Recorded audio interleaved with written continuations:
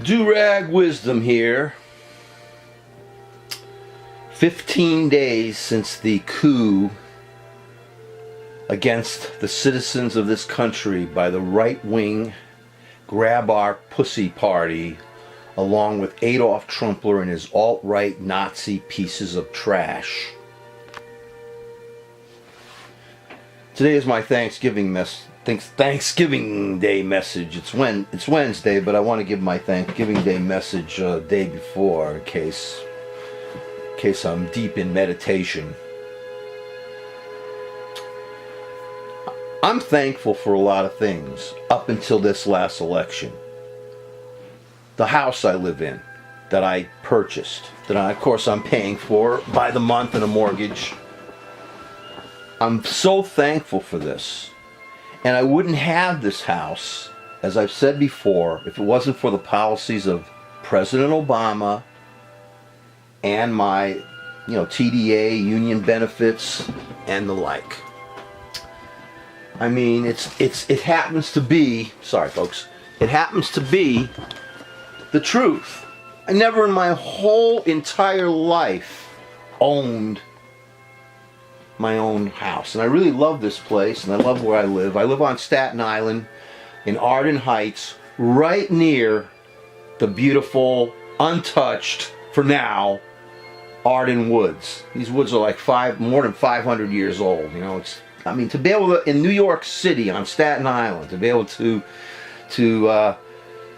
have such an environment, to have that bouquet cleaning my air. So I have a lot to be thankful for because of what this president helped, bringing back the economy. But then there was this last election day, this 15 days ago, this tragedy we had 15 days ago, and I know things are going to change. Our economy, our environment, the earth is going to be in the hands of hateful alt-right Nazi slimeball mother effers. Now here's a time like Thanksgiving. Think about it.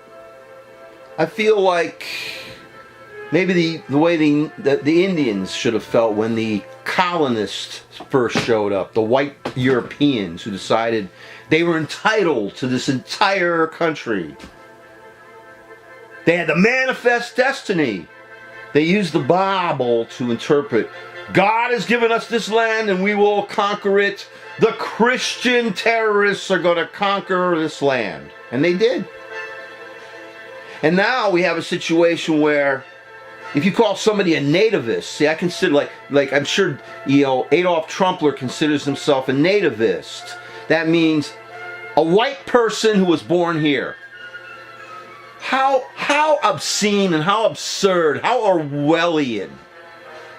The only nativists are the American Indians, who are having a really hard time right now trying to defend their lands because of this Dakota pipeline, The white people have to have everything because our skin is so wonderful! Well, thankfully, I'm a Jew, and most KKK alt-right white people don't consider me white, and I am proud of that!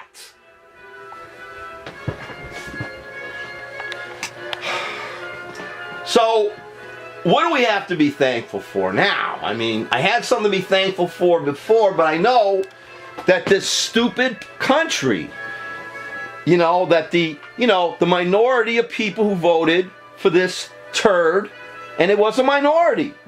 And the minority of the minority were those people that voted for that turd because they were screwed by these trade deals, which I totally sympathize with. But for the most part, and I'm not going to delude myself, I've learned from history. For the most part, the people that support the Nazi scumbag are alt-right Nazi Bannon and Islamophobic Flynn's and racist KK supporting Sessions, all of whom are going to be involved in the new administration, the new improved administration. Let's see, what shall I be thankful about? Let me see. For the next year, we're going to have, they're going to try to destroy any legislation that has to do with climate change. They're going to try to destroy the Consumer Financial Protection Bureau. They're going to continue to hobble the rights of workers. Let me see. Oh, stop and frisk. They're going to send their fascist cops into black communities to instigate riots. And I want to say to my black and Hispanic brothers, I wish I was black. I wish I was brown. If they come into your community to harass you, don't go crazy in your community. Come to Arden Heights. I would love it. I'll join in. I have a shopping center near me. Sit there in the shop. Have 10,000 people crowding that shopping center. I want the white-ass Trump crackers to start complaining and bringing in their bully Bull Connor cops to start breaking heads like they used to do in the 1960s. Oh, should I be thankful for that? I mentioned women. They're not going to have the right to choose. They're going to try to attack them. They're going to make murdering abortion doctors illegal.